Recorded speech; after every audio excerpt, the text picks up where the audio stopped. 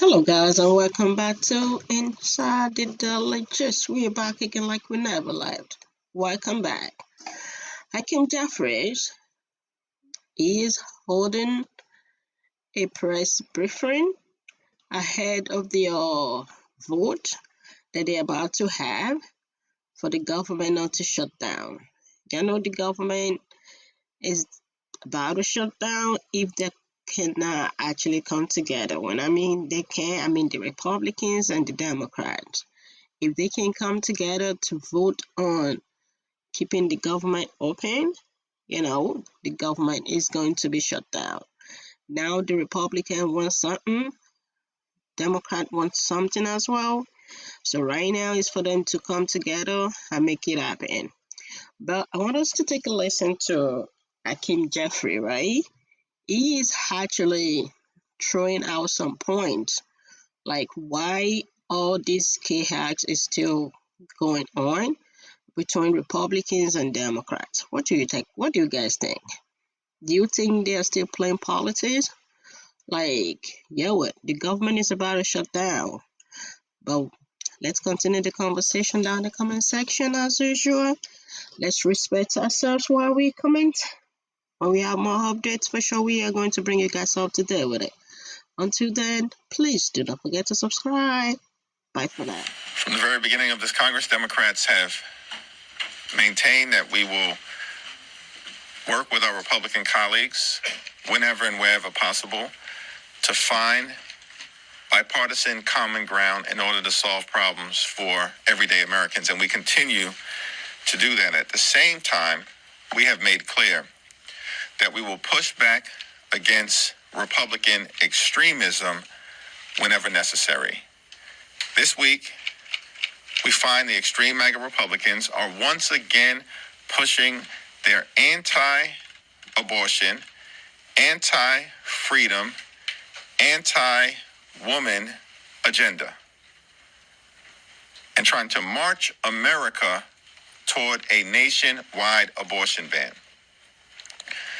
The extreme MAGA Republicans will have two bills on the floor today that undermine reproductive freedom for the women of America. House Democrats will continue to stand up for a woman's freedom to make her own reproductive health care decisions. And the American people support reproductive freedom. House Republican extremists want to impose a nationwide abortion ban. House Republican extremists want to criminalize abortion care. House Republican extremists want to see an America with government mandated pregnancies, even when that pregnancy undermines the health, safety, and well-being of women in this country. We're going to continue to stand on the side of reproductive freedom and expose the Republican extremism on this issue, which will be on full display on the House floor this afternoon. Questions? Mr. Leader, good morning. I have a lot more votes for this bill than the Republicans. We've done that on the debt ceiling. We've done that on two of the CRs. That you guys are in the minority, and you have to continue to carry the freight for the majority. Well, House Democrats believe in doing the right thing for the American people on every issue. And we recognize that a partial government shutdown will hurt everyday Americans, hurt the economy, and hurt the ability of the federal government to meet the needs of the American people. And so it's my full expectation that House Democrats will continue to do the responsible thing. As we've said from the very beginning, that in this Congress and beyond, we will continue to put people over politics. That's what we have done from the very beginning of this Congress. And that is what we will continue to do. Because the political thing would be to allow House Republicans to continue to allow allow their chaos and dysfunction to stop anything positive from happening. And we have made the point repeatedly that House Democrats are willing to find bipartisan common ground in order to meet the needs of the American people.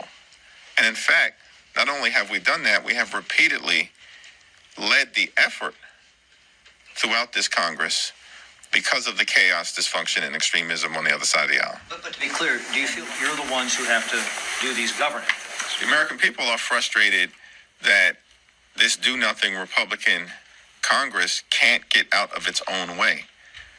But House Democrats are going to continue to step into that breach in order to deliver for the American people.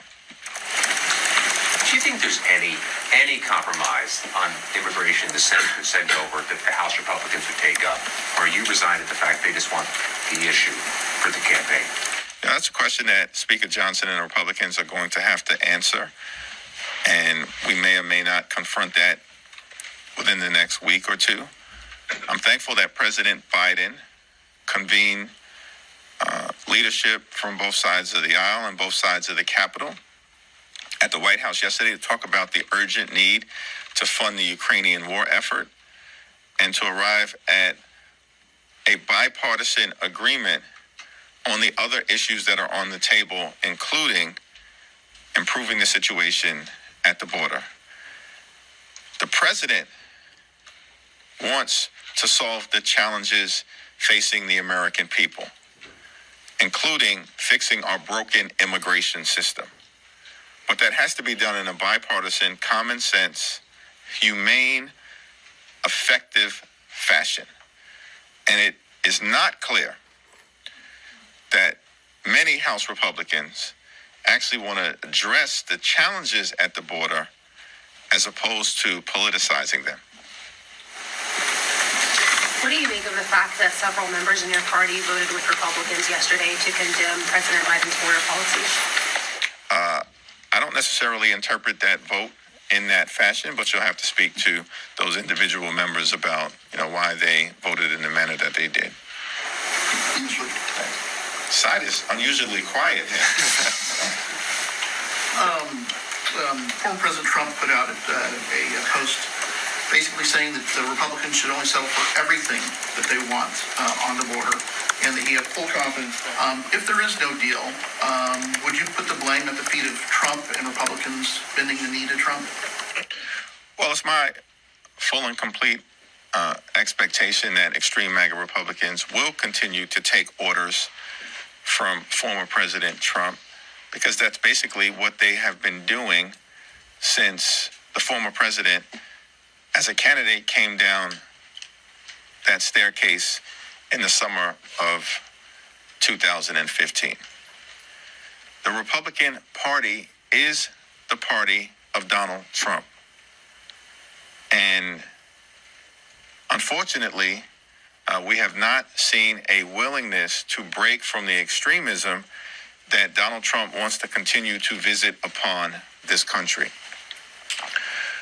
We have a Democratic Senate, a Democratic president, and a barely Republican dysfunctional majority in the House. That means that the only way to solve problems for the American people is that we find bipartisan common ground. As Democrats have continued to indicate, we are willing to do on any issue, including addressing our broken immigration system.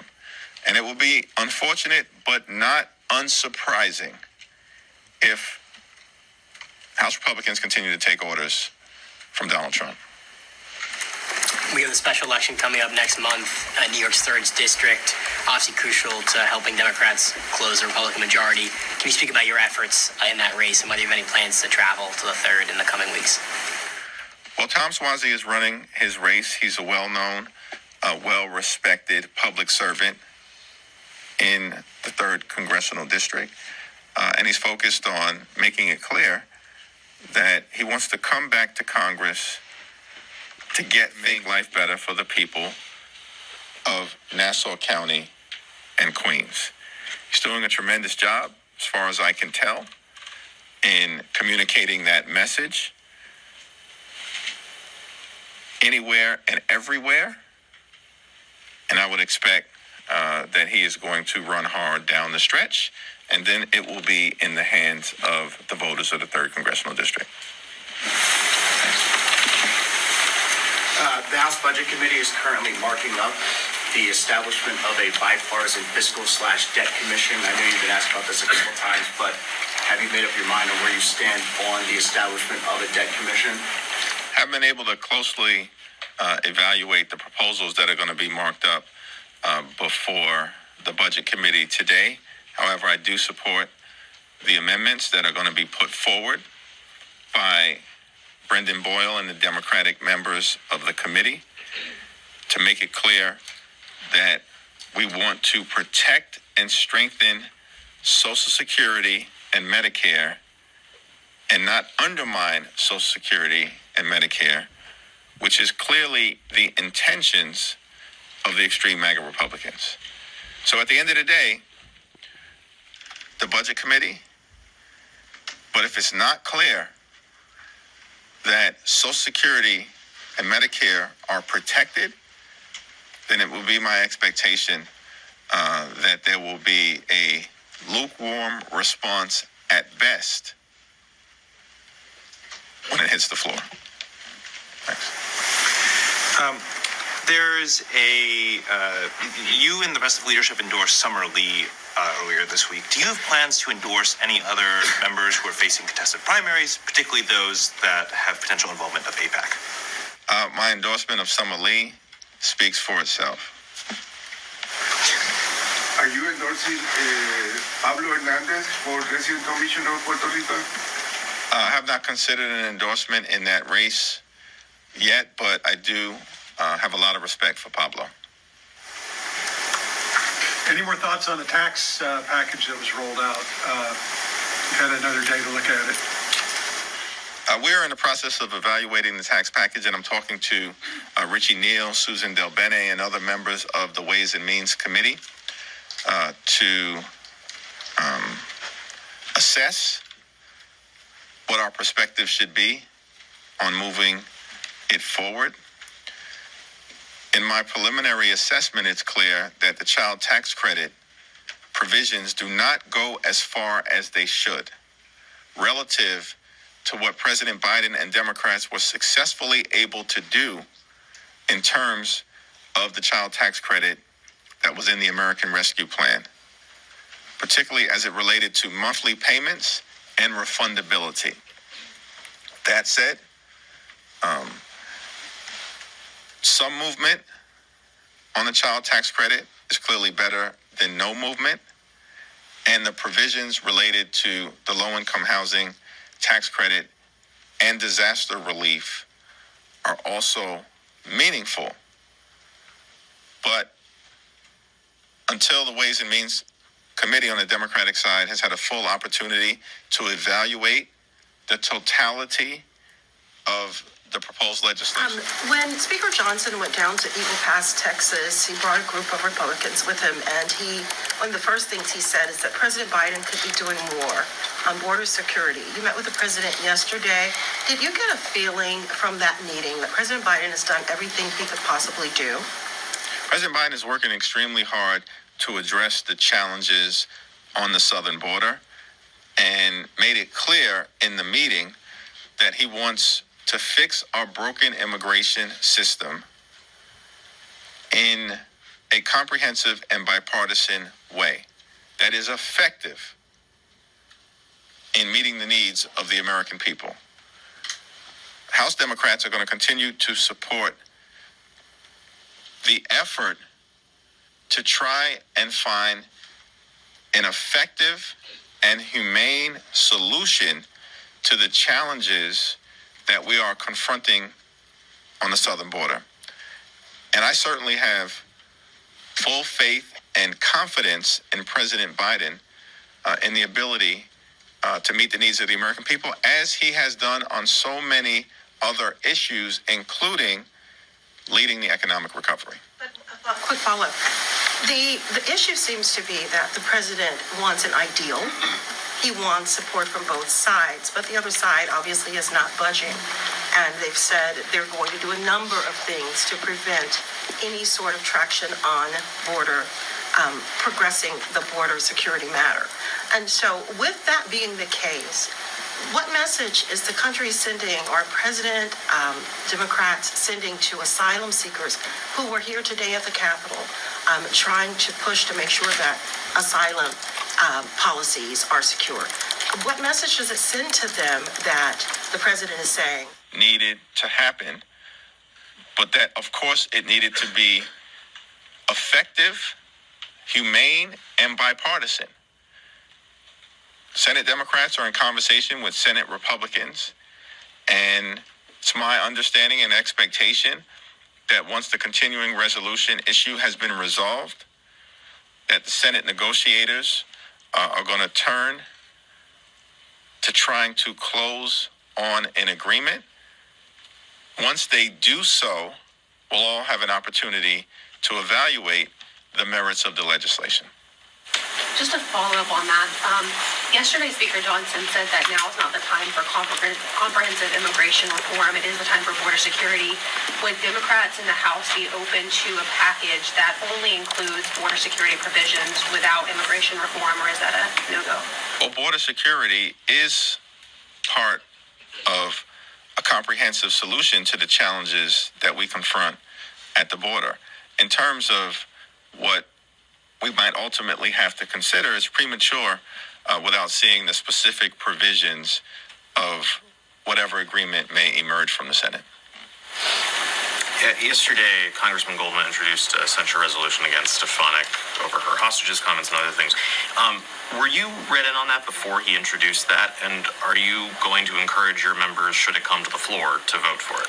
I have not seen the specifics of the resolution. It was my understanding that something was being drafted, and I look forward to reviewing it. I have tremendous respect for Congressman Goldman. He is one of the leaders in pushing back against the anti-democratic efforts that we have seen emerge from right-wing extremists in this country, and calling the January hostages, parroting and mimicking the irresponsible rhetoric of the twice impeached former president is the height of irresponsibility. So how would you characterize the conversation yesterday at the White House, and did you leave with more or less hope for a way forward? It was important to have that conversation so that our Republican colleagues understand, with respect to the situation in Ukraine, that we are at risk of allowing Vladimir Putin and his brutal aggression to succeed because of America's inaction. It is in America's national security interests for Ukraine to prevail. This is a battle between democracy and autocracy, between freedom and tyranny, between truth and propaganda. And Ukraine is on the side of democracy, freedom, truth, as well as, most importantly, America's national security. At the meeting, the administration and several Democratic senators and members of the House made clear that America has a vested interest in Ukraine's success, in preserving freedom and order in Europe, in support of our European allies. Heading into this conflict, Russia had the largest, toughest military in Europe. It was expected in February of 2022, when Russia invaded Ukraine in Kyiv within a week, and that Ukraine and its military would fall. We are now approaching 2 years later, and the Ukrainian effort, because of Ukrainian bravery, courage, and resilience, and United States assistance has been incredibly effective. It is estimated that more than 80% of Russia's military has been wiped out without a single American boot on the ground. 50% of Ukraine's territory that had been initially seized by Putin and Russia has been recaptured. And